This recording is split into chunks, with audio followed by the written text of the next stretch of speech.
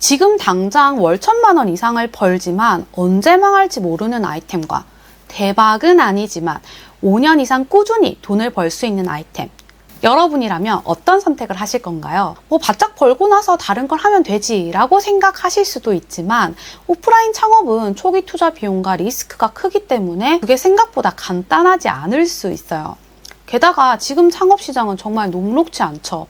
국세청에 따르면 2024년 폐업한 사업자만 무려 98만 명에 달한다고 하는데 이는 2006년 이후 최대치라고 해요. 게다가 고물가, 고금리까지 겹치면서 창업 환경은 더욱 어려워지고 있죠. 그럼에도 불구하고 한 가지 확실한 점은 돈은 여전히 흐르고 있고 누군가는 이 상황에서 돈을 벌고 있다는 사실이에요. 그래서 이번 영상에서는 향후 최소 5년간 돈이 되는 창업 아이템 5가지를 말씀드리고자 해요. 100%는 없지만 그래도 여기에 몇 가지 전제 조건을 덧붙일 거예요. 첫 번째, 수요는 꾸준히 증가하지만 공급은 감소하고 있으며, 두 번째, 진입 장벽이 높아서 경쟁이 적고, 세 번째, 대중적이며, 네 번째, 상대적으로 창업 비용은 저렴해서 궁극적으로 돈 버는 창업이 될 수 있는가를 고려했어요. 그럼 첫 번째 아이템부터 바로 말씀드려 볼게요. 첫 번째는 지역 로컬 아이템을 활용한 한식 요리 주점입니다. 잠깐, 실망하셨더라도 제가 왜 이걸 첫 번째로 말씀드리는지 들어보시면 아마 납득이 가실 거예요. 먼저 이제 일본의 사례를 좀 말씀드려 보고자 해요. 일본은 작년 관광객 수가 약 3,687만 명으로 역대 최고치를 기록했어요. 저도 최근에 일본을 다녀왔는데 스시와 라멘, 야끼니쿠 같은 로컬 음식점은 현지인과 관광객으로 가득 차서 기본 2시간은 웨이팅을 해야 하더라고요. 관광객이라면 당연히 그 나라의 로컬 음식을 경험하고 싶은 건 너무 당연하잖아요. 제가 왜 이 말씀을 드리냐면 앞으로 한국도 이렇게 지금처럼 원화 약세가 계속된다면 비슷한 흐름이 예상될 수 있어서 드리는 말씀이에요. 일본만큼은 아니더라도 한국관광공사 통계에 따르면 한국 역시 2024년도에는 코로나 이전 수준을 거의 회복했을 정도로 외국인 관광객 숫자가 계속적으로 늘고 있어요. 관광객들이 한국에 와서 가장 먼저 경험하고 싶은 건 바로 한식이겠죠. 더 나아가 2024년은 지역 특산물과 합작한 로코노미가 열풍이었어요. 이를 반증이라도 하듯이 각 지역의 특산물을 활용한 프리미엄 막걸리라든지 또 전통주 시장은 굉장히 빠르게 성장을 하고 있고요. 따라서 로코노미를 반영한 한식 요리 주점 같은 컨셉은 꾸준히 증가하는 관광객 수요와 내수 고객 모두에게 매력적으로 다가갈 요소가 다분해요. 그리고 단순히 음식을 판매하는 데 그치지 않고 로컬 문화와 가치를 담은 경험을 제공하는 공간으로 발전시킨다면 시장에서 독보적인 위치를 차지할 수 있는 만큼 주목해 보시면 정말 좋을 것 같아요. 두 번째는 바로 백반집 창업입니다. 너무 평범하지 않나요? 네. 지극히 평범합니다. 그런데 그런 점이 바로 강력한 경쟁력이 될 수 있는 지점이라고 생각을 해요.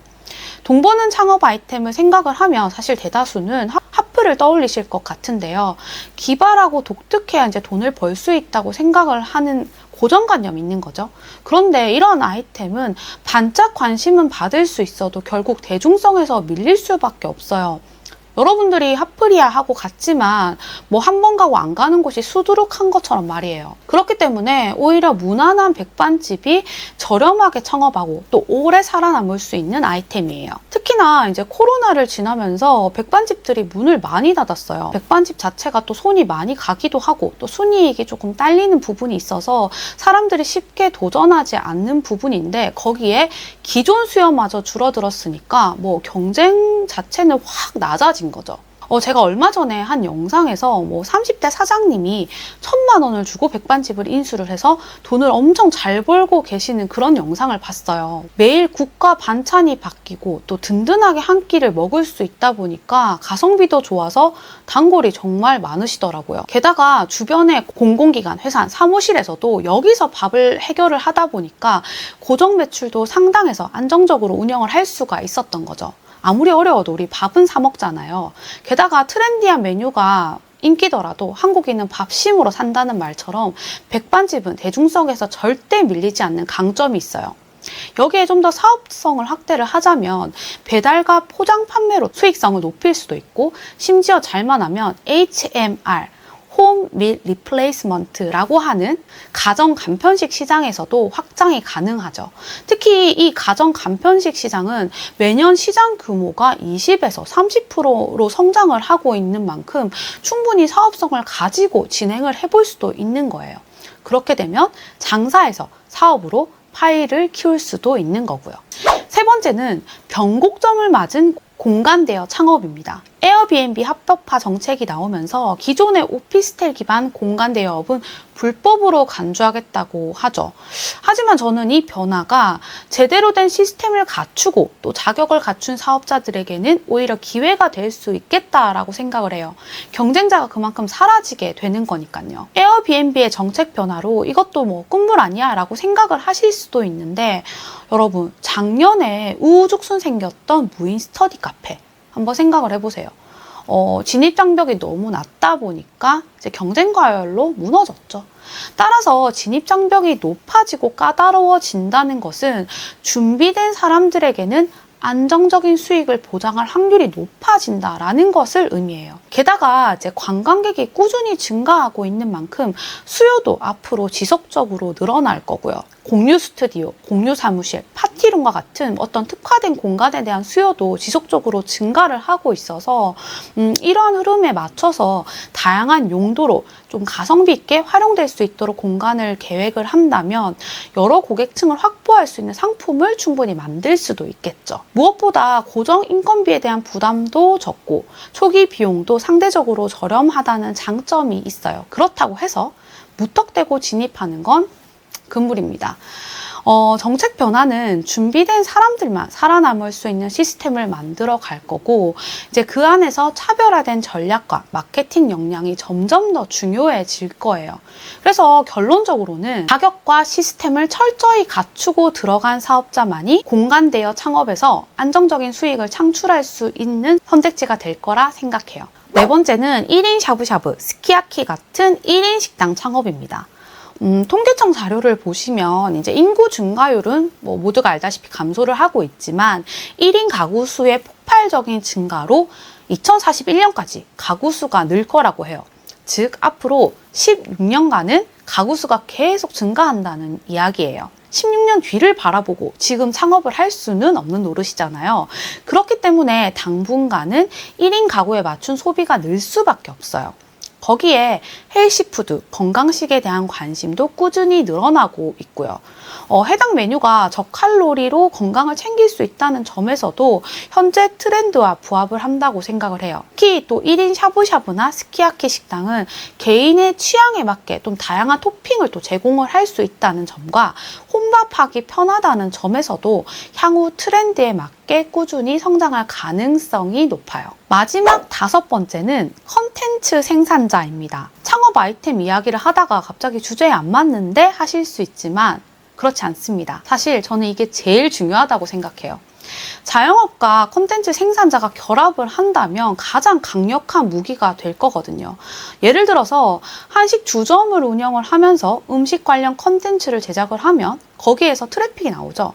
그 트래픽은 내 매장에 엄청난 홍보 무기가 될 수가 있어요. 그 자체만으로도 마케팅 비용을 엄청나게 절감하는 셈이 되니까요. 그리고 또 퍼스널 브랜딩 뭐 너무 많이 들어보셨겠지만 이제는 엄청난 자본으로 밀어붙이거나 아니면 진짜 미치게 뛰어난 마케팅 실력을 가지고 있지 않다면 마케팅은 기본 디폴트 값이 돼서 이마저도 변별력을 갖기가 너무 힘들어요. 잘하는 사람들이 정말 많으니까요. 그래서 결국 돌고 돌아 퍼스널 브랜딩이 돼야 하는 이유가 여기에 있어요. 나를 노출시키고 신뢰를 구축해서 비즈니스를 쌓아가는 것만큼 강한 힘이 없으니까요. 그래서 저도 잘하진 못하지만 이렇게 꾸준히 영상을 제작해서 여러분과 만나려고 하는 거고요. 유튜브 끝났다 뭐 하시지만 자영업 하시는 분들 중에 유튜브, 인스타 등 내 채널을 제대로 가지고 운영하시는 분 과연 몇 분이나 될까요? 컨텐츠를 생산할 줄 아는 자영업자 포지션까지 갖춘다면 저는 그야말로 진입장벽이 높아져서 독보적인 존재가 될 수 있다고 생각을 하거든요. 거기에 뭐 유튜브 광고 수익이라든가 다른 수익은 뭐 덤으로 얻을 수 있을 거고요. 뿐만 아니라 이제 이런 퍼스널 브랜딩을 통해서 내 사업체를 또 구축을 할 수 있고 강의, 컨설팅 등 무한 확장도 가능하죠. 전수 창업도 가능하고 중요한 건 이걸 배우고 싶은 사람들의 수요는 여전히 너무 많다는 거예요. 무엇보다 초기 비용도 거의 들지 않는데 나만의 독보적인 경쟁력을 구축할 수 있으니까 뭐 안 한다면 오히려 손해가 아닐까라는 생각을 해요. 적어도 창업을 하려는 사람이라면 말이에요. 다시 한번 말씀을 드리지만 돈을 벌 수 있는, 그것도 꾸준히 돈 벌 수 있는 아이템은 나만의 아이템, 독창적인 아이템, 독특한 컨셉이 아니에요. 여러분 거기에 너무 몰두하지 않으셨으면 좋겠어요.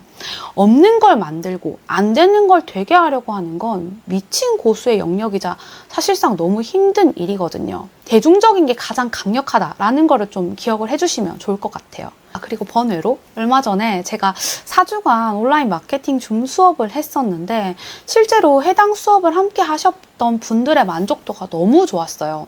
배운 걸 토대로 매장에 하나하나 적용을 하다 보니까 매출이 오르고 있다고도 하시고요.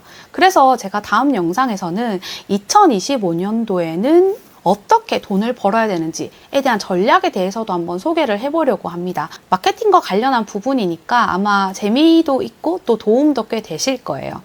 그럼 오늘도 긴 영상 들어주셔서 감사하고요. 이상 워런이었습니다. 구독과 알람 설정만으로도 도움이 되는 영상 편하게 받아보시면 좋을 것 같아요. 그럼 오늘 하루도 파이팅 하시고요. 감사합니다.